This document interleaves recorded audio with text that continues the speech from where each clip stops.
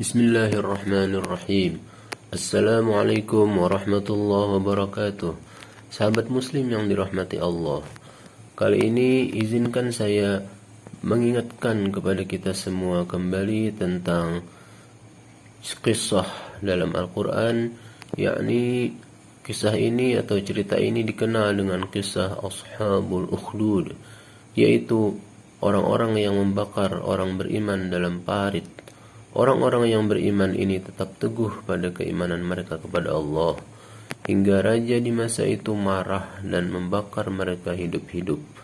Kisah ini mengajarkan wajibnya bersabar dan berpegang teguh pada kebenaran meskipun harus disakiti.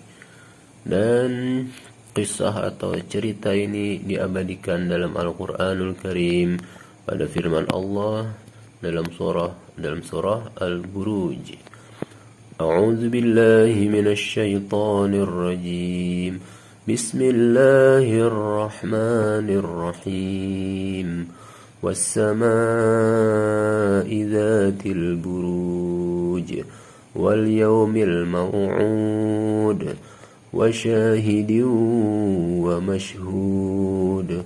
Qutila ashabul ukhdud النار ذات الوقود إذ هم عليها قعود وهم على ما يفعلون بالمؤمنين شهود وما نقموا منهم إلا أن يؤمنوا بالله العزيز الحميد الذي له ملك السماوات والأرض والله على كل شيء شهيد. صدق الله العظيم وصدق رسوله النبي الكريم ونحن على ذلك من الشاهدين. Yang artinya, demi langit yang mempunyai gugusan bintang, dan demi hari yang telah dijanjikan, dan demi yang menyaksikan dan yang disaksikan, binasalah dan terlaknatlah orang-orang yang membuat parit yang berapi, dinyalakan dengan kayu bakar, ketika mereka duduk di sekitarnya, sedang mereka menyaksikan apa yang mereka perbuat terhadap orang-orang yang beriman. Dan mereka tidak menyiksa orang-orang yang beriman itu, melainkan karena orang-orang mukmin yang beriman kepada Allah yang Maha Perkasa lagi Maha Terpuji, yang mempunyai kerajaan langit dan bumi, dan Allah Maha menyaksikan segala sesuatu. Surah Al-Buruj dari ayat 1 sampai 9. Maha benar Allah dengan segala firman-Nya. Sahabat muslim yang dirahmati Allah, peristiwa atau cerita tentang Ashabul Ukhdud ini sebenarnya pernah diceritakan oleh Rasulullah SAW melalui hadis beliau yang begitu panjang, dan para ulama kita pun atau para ahlul ilmi berbagai macam versi tentang cerita tersebut. Di antaranya adalah bahwa peristiwa Ashabul Ukhdud adalah sebuah tragedi berdarah, pembantaian yang dilakukan oleh seorang raja kejam kepada jiwa-jiwa kaum muslimin. Ini merupakan kebiadaban dan tindakan yang tak berperi kemanusiaan. Namun, akidah tetaplah harus dipertahankan, karena dengannya lah kebahagiaan yang abadi akan diperoleh. Allah mengisahkan kejadian tragis ini dalam Al-Quran dengan firman-Nya, binasa dan terlaknatlah orang-orang yang membuat parit yang berapi, dinyalakan dengan kayu bakar, ketika mereka duduk di sekitarnya, sedang mereka menyaksikan apa yang mereka perbuat terhadap orang-orang yang beriman. Al-Quran Surah Al-Buruj dari ayat 4 sampai 7. Kemudian, para ulama kita atau para ahlul ilmi juga sedikit berselisih dalam menafsirkan siapakah Ashabul Ukhdud. Sebagian di antara mereka para ulama mengatakan bahwa mereka Ashabul Ukhdud adalah suatu kaum yang termasuk orang-orang ahli kitab dari sisa-sisa orang Majusi. Kemudian Ibnu Abbas dalam suatu riwayat mengatakan Mereka adalah kelompok manusia dari Bani Israel. Mereka menggali parit yang luas di suatu tempat, kemudian menyalakan api. Orang-orang berdiri dihadapkan kepada parit, baik laki-laki maupun wanita. Kemudian mereka dilemparkan ke dalamnya. Mereka menganggap bahwa dia adalah Daniel dan para sahabatnya. Sedangkan dalam riwayat Ad-Dhahhak, beliau mengatakan, Ad-Dhahhak ya, Imam Ad-Dhahhak, beliau mengatakan, para ahli tafsir menyangka bahwa Ashabul Ukhdud adalah orang-orang dari Bani Israel, di mana mereka meringkus manusia, baik laki-laki maupun wanita. Lalu dibuatkanlah parit dan dinyalakanlah api dalam parit tersebut. Lalu dihadapkanlah seluruh kaum mukminin ke arah parit tersebut, seraya dikatakan kepada mereka, kalian memilih kufur atau dilemparkan ke dalam api.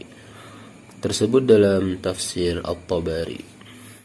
Sahabat muslim yang dirahmati Allah, kisah tragis ini pun kerap disampaikan oleh para pengajar kepada para muridnya. Bahkan pada kisah anak-anak pun sering disajikan untuk diambil pelajaran darinya. Kisah tersebut ialah sebagai berikut.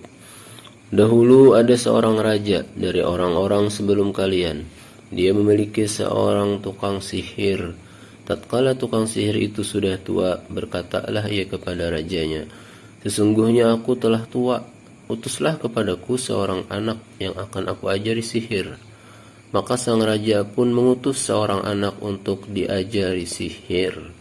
Setiap kali anak tersebut datang menemui tukang sihir, di tengah perjalanan ia selalu melewati seorang tabib atau dokter. Ia pun duduk mendengarkan pembicaraan rahib tersebut sehingga ia kagum kepadanya. Maka setiap kali ia datang ke tukang sihir, ia selalu duduk dan mendengarkan petuah rahib itu. Kemudian baru ia datang ke tukang sihir, sehingga tukang sihir itu memukulnya karena ia datang terlambat. Ia mengadukan hal itu kepada rahib tadi. Sang rahib pun berpesan, kalau engkau takut kepada tukang sihir, katakanlah bahwa keluargamu telah menghalangimu sehingga engkau terlambat. Dan bila engkau takut kepada keluargamu, katakan juga bahwa tukang sihir itu telah mencegahmu. Maka tatkala berlangsung demikian, tiba-tiba ada seekor binatang buas mengonggok di tengah jalan sehingga menghalangi lalu lalangnya manusia. Menghadapi peristiwa ini, maka ia pun bergumam, pada hari ini aku akan buktikan apakah tukang sihir itu lebih utama daripada rahib ataukah sebaliknya.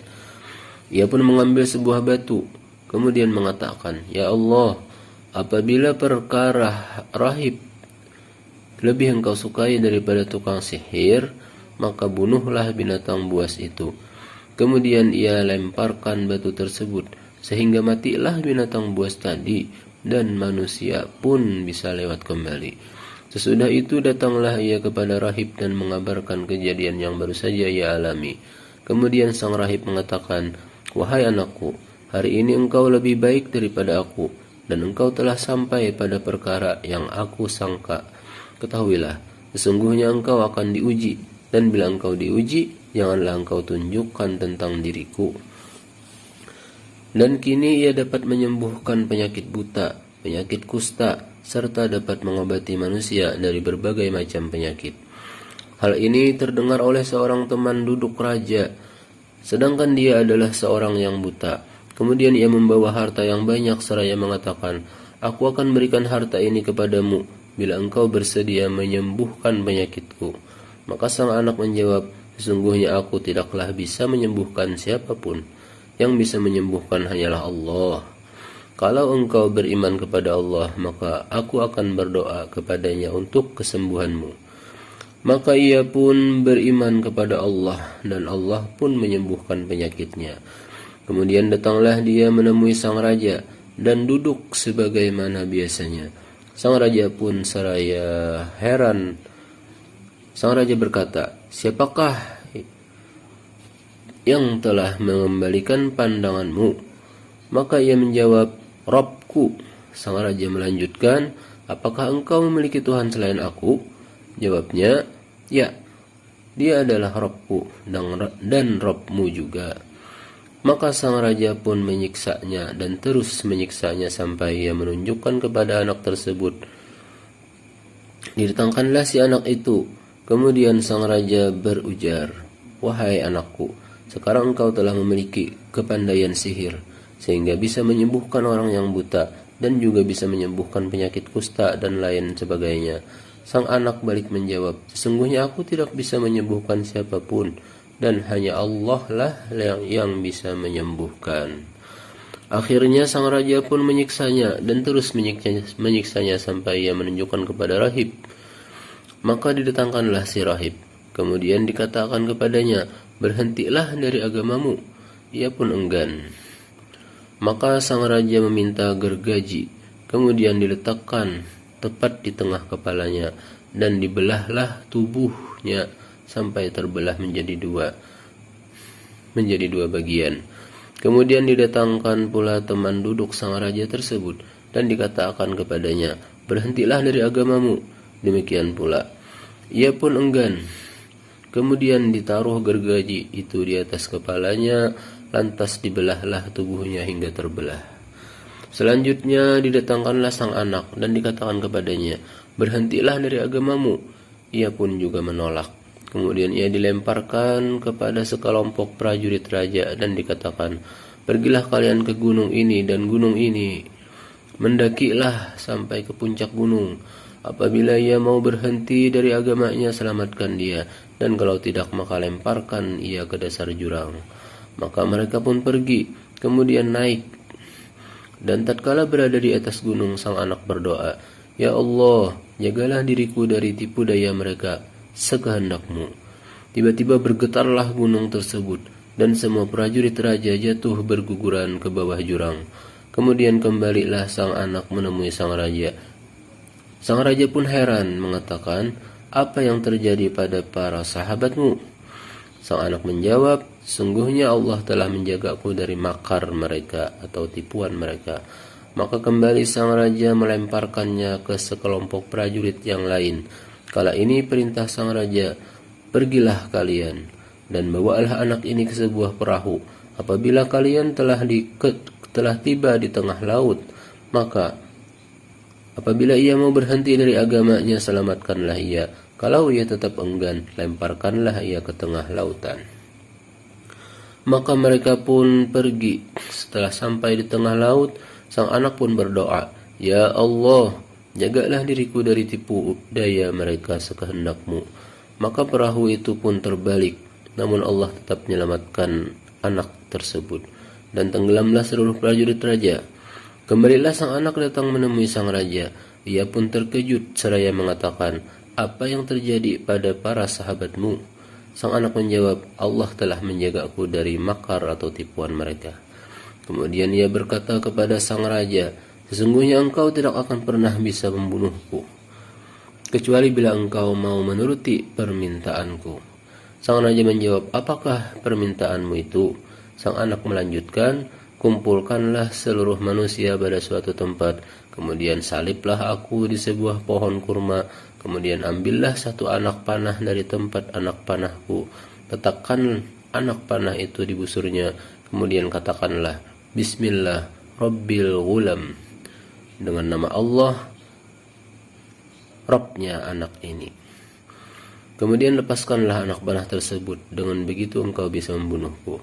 Maka sang raja pun mengumpulkan manusia pada suatu padang yang luas. Dia menyalib anak tersebut pada sebuah batang kurma. Kemudian mengambil sebuah anak panah dari tempat anak panahnya dan diletakkan di sebuah busur. Kemudian mengatakan, "Bismillah, Rabbil Ghulam," dengan menyebut nama Allah, Tuhan anak ini. Kemudian panah itu dilepaskan, maka anak panah itu meleset tepat mengenai pelipis sang anak. Setelah itu ia meletakkan tangannya di pelipisnya, kemudian meninggal. Maka manusia seluruhnya mengucapkan, "Amanna bi Rabbil Ghulam," kami beriman kepada Allah, Rabbnya anak tersebut, Tuhan anak tersebut. Maka dikatakan kepada sang raja, "Wahai sang raja, tahukah engkau perkara yang selama ini engkau khawatirkan telah terjadi. Sungguh manusia seluruhnya telah beriman. Maka sang raja memerintahkan untuk membuat sebuah parit di dekat pintu jalan dan membuat lubang panjang. Lalu dinyalakanlah api. Kemudian ia berorasi, barang siapa yang tidak mau kembali dari agamanya, maka lemparkanlah ke dalam parit tersebut. Atau sehingga dikatakan, lemparkanlah, maka mereka pun melemparkan seluruhnya sampai datang seorang wanita bersama bayinya. Seorang wanita bersama bayinya. Ia berputus asa, berdiri lemas tanpa daya menghadap jurang parit yang tengah berkobar api. Tiba-tiba sang bayi berucap, "Wahai ibuku, bersabarlah, sungguhnya engkau dalam kebenaran." Hadis riwayat Imam Muslim fi kitab Az-Zuhud fi qissati ashabul ukhdud was-sahir war-rahib wal-ghulam. Tersebut dalam hadis riwayat Imam Muslim pada kitab yang bernama Az-Zuhud tentang cerita kaum ashabul ukhdud beserta tukang sihir dan rahib dan seorang anak. Wallahu a'lam. Hanya Allah yang Maha tahu segalanya. Wassalamualaikum warahmatullahi wabarakatuh.